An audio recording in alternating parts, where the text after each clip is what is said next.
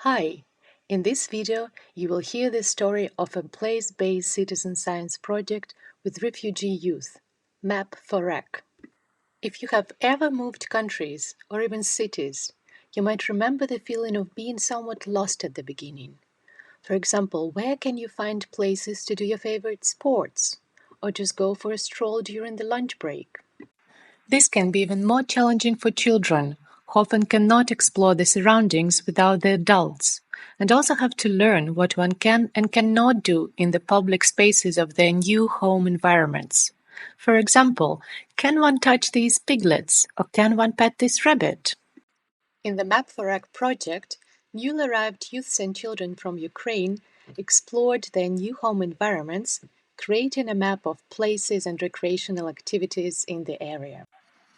From the very beginning, the project had a very strong co-creation component, and participants decided which data will be collected, which physical and social attributes of recreational places are relevant and important to them, and should be captured in individual research journals and in the collective protocols gathered through the EpiCollect application.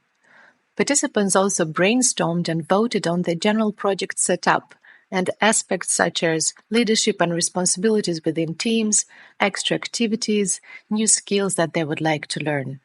For example, following the inputs from the individual teams, the project leaders arranged a joint trip with geocaching and a visit to the museum in a national park. So what did our fieldwork look like?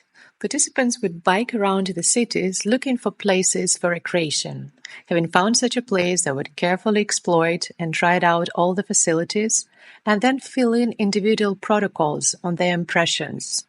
They would also take measurements of temperature and humidity with sensors, and finally enter collective team impressions, photographs, video tours, and sensor readings into the EpiCollect app.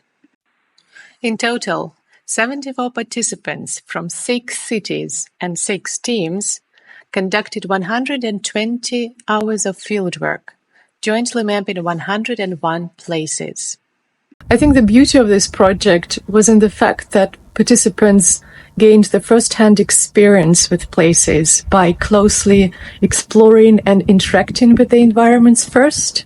And then this embodied experience and knowledge was reflected in individual protocols and in the EpiCollect application in general.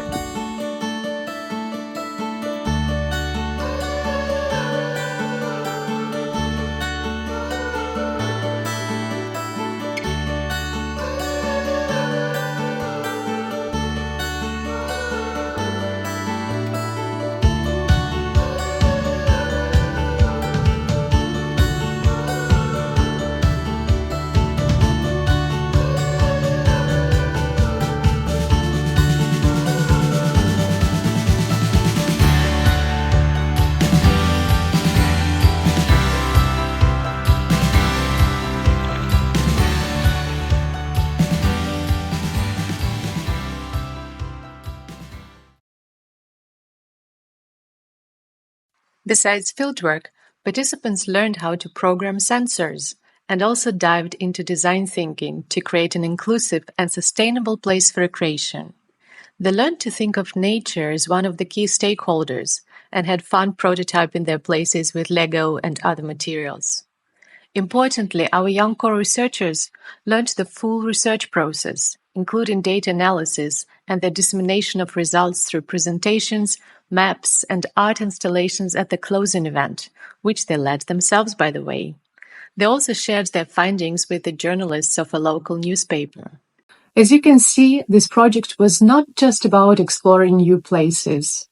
It provided the young researchers with an opportunity to forge new friendships, to acquire new skills and competencies, but also to contribute to the community by creating a map that can be readily used both by local youths and by newly arriving youths for inspiration.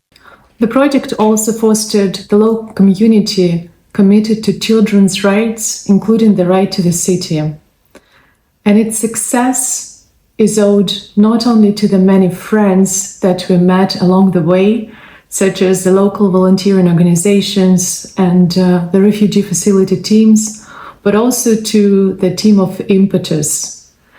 Indeed, their guidance, their comprehensive training, the tailored mentorship contributed greatly to the project's multifaceted impacts.